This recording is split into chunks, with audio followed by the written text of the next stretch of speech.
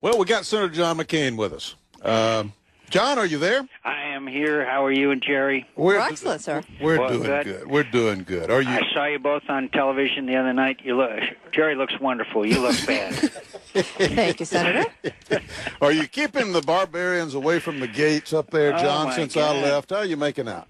This healthcare thing is really incredible, and I think we're really making traction now on the PR front, thanks to a very brave head of the Congressional Budget Office who came up with the estimates.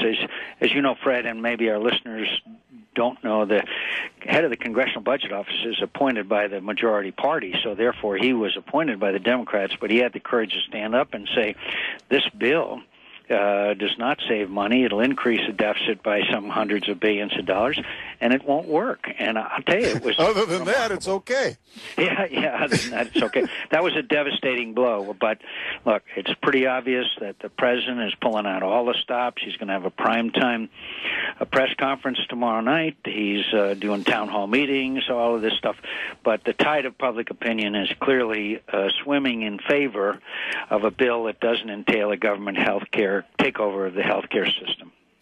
Well, I think you're right, John. I think you're right, and you're right about your analysis of the head of the CBO. I mean, people with all of the smoke that's going on out there, and all of the analyses that's going on, it's complicated in a lot of respects. But the bottom line to me is that he kind of cut through it and expose the fact that there's really they're not doing anything about the major part of our healthcare problem, which is the entitlement spending tsunami that we're going to be faced with here, is with the retirement of the baby boomers. And so what if it is revenue neutral? We're not making any progress with regard to the most troublesome part of the whole deal. And frankly, we need somebody to stand up the way you did in the presidential campaign for a specific proposal to fix Medicare and Medicaid.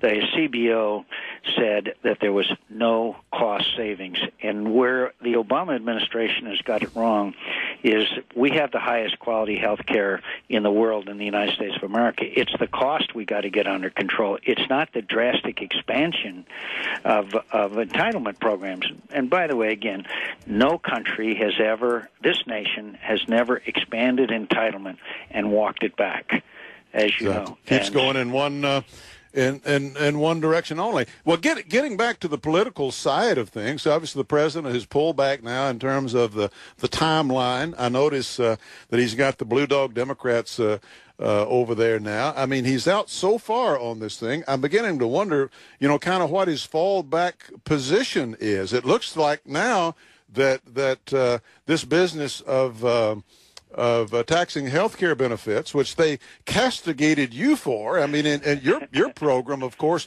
gave the money back, as it were. Won't get into the details of that, but yours was much more modest than what they're doing in terms of taxing health care benefits. They castigated you for that, and now it looks like that's back on the table, isn't it, John? It keeps coming around and coming around and coming around. The president, with a interview with Jim Lehrer, said he would veto a bill with it, but Baucus and all these people in the Congress keep coming around to it. But, Fred, we didn't use the removal of tax benefits from the healthcare system to increase revenues. We said that the health benefits by employer-provided health benefits would be taxed. They remove the tax exemption, but add to it a $5,000 refundable tax credit so that every American can go out and cross state lines in any way they want and get health insurance. Now, what they're talking about is just trying to get revenue from taxing employer-provided health benefits.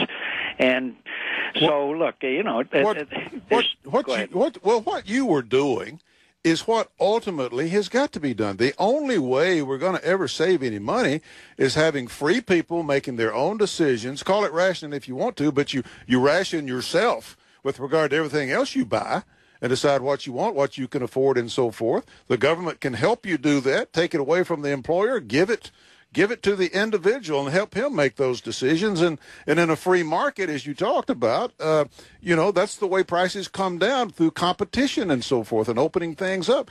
Is there any chance that could ever come out of this process? I don't know. I hope that when if and I would not underestimate the numbers here in the Congress and the influence of the president, would never underestimate that. But if we are able to deal in this setback, maybe they'll realize it's time to go back to the drawing board, sit down, Republicans and Democrats, do things like across state lines you can get the health insurance policy of your choice, like outcome-based health provisions of health care that's outcome-based rather than paying for every procedure and every diagnosis.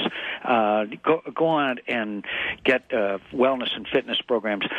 Fred and Jerry, sometime you should have this guy that's the head of Safeway on your show. He's become famous because... That's a great idea. At Safeway, they have these incentives for wellness and fitness, including cash paybacks, and guess what?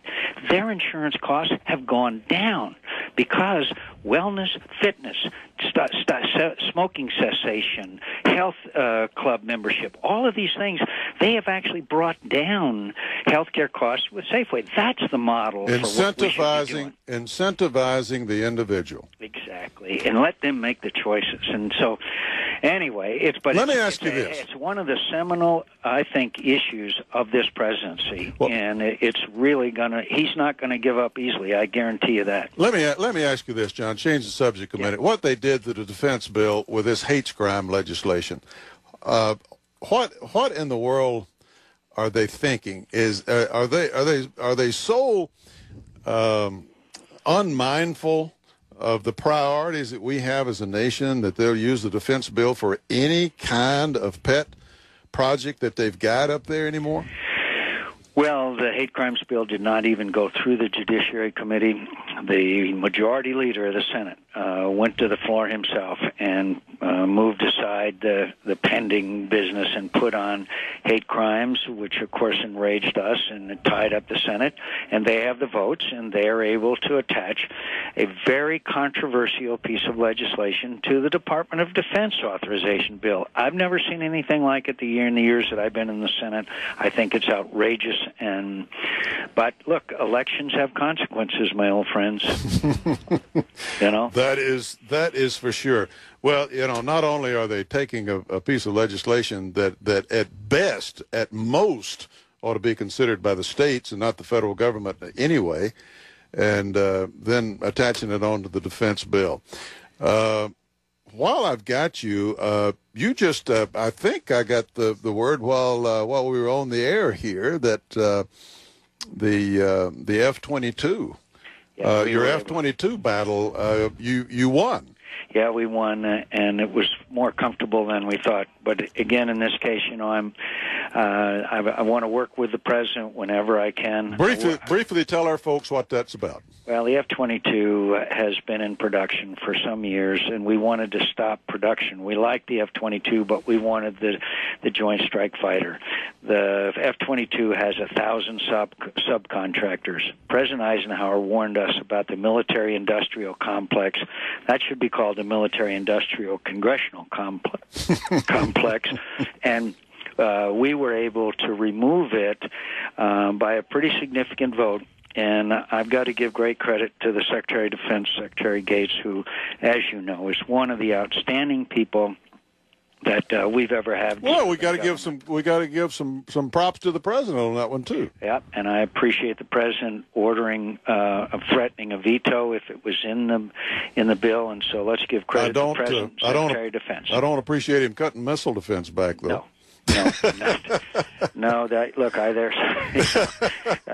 But where we can, we want to work with the president, particularly where defense is concerned. I'm very worried about his upcoming decisions on troop strength in Afghanistan. Yeah, me too. And he's going to have problems with his own party on Afghanistan before long, John. Yeah, because you and I have said before, casualties tragically are going to go up, just as they did after the surge. But we can and must win there. We cannot allow Afghanistan to become a base for attacks on the United States of America and our allies. John, thank you, my friend. Thank you for taking your time with us again, and good luck to you. Love being on your program, and I love Jerry, and I love you, old friend. Oh, buddy. See you. Thank you. Bye.